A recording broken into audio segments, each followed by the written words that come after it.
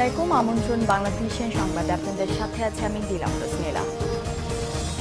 যুদ্ধাপরাধীদের বিচার দাবিতে আজ রাজধানীতে মানববন্ধন কর্মসূচি পালন করবে ১৪ দল। বিকেলে গাবতলী থেকে যাত্রাবাড়ি পর্যন্ত বিভিন্ন পয়েন্টে ১ ঘণ্টার এই মানববন্ধনে অংশ নেবেন আওয়ামী লীগ সহ ১৪ দলের নেতাকর্মীরা। বিকেল ৩টা থেকে ৪টা পর্যন্ত এই মানববন্ধনের বিভিন্ন পয়েন্টে অবস্থান নেবেন আওয়ামী লীগের শীর্ষ নেতারা। তাদের সাথে থাকবেন শরিক দলের নেতাকর্মীরা।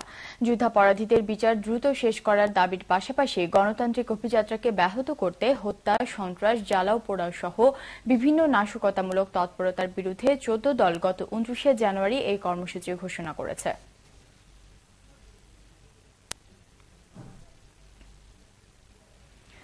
আজ সন্ধ্যা ৬:৩০টায় নির্বাচন কমিশনারদের নামের সুপারিশের চূড়ান্ত তালিকা রাষ্ট্রপতির কাছে জমা দেবে সার্চ কমিটি। গত সন্ধ্যায় কমিটির বৈঠক শেষে এই তথ্য জানিয়েছেন মন্ত্রিপরিষদ সচিব মোশাররফ হোসেন ভূঁইয়া। বঙ্গভবনে সুপারিশপ্রাপ্তদের নামের তালিকা প্রকাশ করা হবে বলেও জানান তিনি।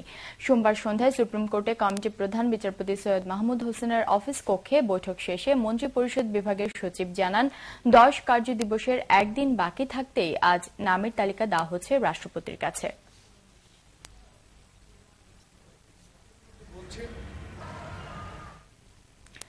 এদিকে ১২ই মার্চ ঢাকা চলো কর্মসূচিতে বাধা দিতে সরকারের মন্ত্রীরা লাগামহীনভাবে একের পর এক উস্কানিমূলক বক্তব্য দিয়ে যাচ্ছেন বলে অভিযোগ করেছেন বিএনপির ভারপ্রাপ্ত মহাসচিব মির্জা ফখরুল ইসলাম আলমগীর। নয়াপল্টনের কেন্দ্রীয় কার্যালয়ে গতকাল সংবাদ সম্মেলনের শুরুতেই ২৯ জানুয়ারির মিছিলে চাঁদপুর ও লক্ষ্মীপুরে ৪ নেতাকর্মী নিহত হওয়ার ঘটনার বিবরণ তুলে ধরে মির্জা ফখরুল ইসলাম জানান, চাঁদপুর ও লক্ষ্মীপুরে পুলিশের গুলিতে ৫ নেতাকর্মী নিহতের ঘটনার তদন্তে সুপ্রিম কোর্ট আইনজীবী সমিতির সভাপতির নেতৃত্বে ৫ সদস্যের নাগরিক কমিটি করা হয়েছে। তিনি বলেন, আওয়ামী লীগ আর গণতন্ত্র একসাথে চলতে পারে না। বিরোধী দল নির্মূলই আওয়ামী লীগের কাছে গণতন্ত্র বলে মন্তব্য করেন তিনি। ঢাকা বিশ্ববিদ্যালয়ে সেনা ছাত্র সংঘর্ষ ও নির্যাতনের ঘটনায় সাবেক প্রধান উপদেষ্টা ড ফখরুদ্দিন আহমদ ও সেনা প্রধান মইনু আহমেদ সহ ৬ জনের শাস্তির সুপারিশ করে সংসদে প্রতিবেদন দেওয়া হয়েছে। এছাড়া পুঁজিবাজারে বর্তমান পরিস্থিতির জন্য অর্থমন্ত্রীকে দায়ী করেছেন সরকার দলীয় সংসদ সদস্যরা। ২০০৭ সালের ২০ আগস্ট ফুটবল খেলাকে কেন্দ্র করে ঢাকা বিশ্ববিদ্যালয়ে হয় সেনা ছাত্র সংঘর্ষ। এই সময় নির্যাতনের শিকার হন কয়েকজন শিক্ষক ও শিক্ষার্থী। এ ঘটনার খুঁটিনাটি তদন্ত করে ১৩টি পর্যবেক্ষণ ও ১১ দফা সুপারিশ জানিয়ে সোমবার শিক্ষা মন্ত্রণালয় সম্পর্কিত স্থায়ী কমিটির সভাপতি রাশেদ খান মেনন গতকাল এই প্রতিবেদন উপস্থাপন করেন। এতে তত্ত্বাবধায়ক সরকারের সাবেক প্রধান উপদেষ্টা ও সেনা প্রধান ছাড়াও ৬ জনকে বিচারের মুখোমুখি করার সুপারিশ করা হয়েছে। এদিকে পুঁজিবাজার কারসাজির বিরুদ্ধে এখনও বাস্তবসম্মত পদক্ষেপ না নেওয়ায় সংসদে ক্ষোভ প্রকাশ করে সরকার দলীয় সংসদ সদস্যরা বলেন, পুঁজিবাজারের বর্তমান পরিস্থিতির জন্য অর্থমন্ত্রী দায়ী।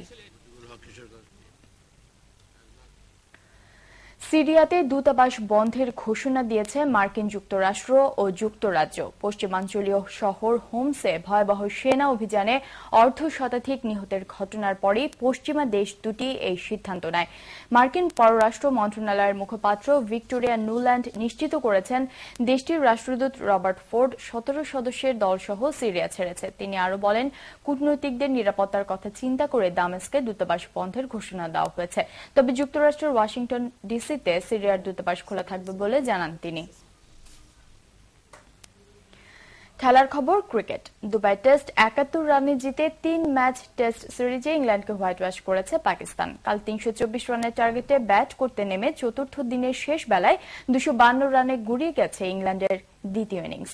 আগের দিনের কোনো উইকেট না হারিয়ে ৩৬ রান নিয়ে পুনরায় ব্যাটিংয়ে নেমে প্রথম সেশনে ২ উইকেট হারিয়ে চাপে পড়ে সফরকারীরা। অধিনায়ক স্ট্রস ২৬ ও কুক ফিরে যান ৪৯ রানে। এরপর পাকিস্তানের বোলিং তোপে ট্রট ১৮, পিটারসন ১৮, বেল ১০ ও মর্গান ৩১ রানে ফিরে গেলে পরাজয় নিশ্চিত হয়ে যায় ইংল্যান্ডের। শেষ দিকে মর্গান ৪৯ রানে অপরাজিত থেকে পাকিস্তানের বোলিংয়ের বিপক্ষে একাই লড়ে গেছেন। ওমর গুল ও সাইদ আজমল ৪টি করে এবং আব্দুর রহমান নিয়েছেন ২টি উইকেট। এই ছিল এখনকার মতো। পরের সংবাদ বেলা ১২টায় দেখার আমন্ত্রণ রইল। এছাড়া দেশ বিদেশের সর্বশেষ সংবাদ সবার আগে জানতে আপনার গ্রামীণ ফোন ও এয়ারটেল থেকে ডায়াল করুন 1616 নম্বরে। ধন্যবাদ সাথে থাকার জন্য।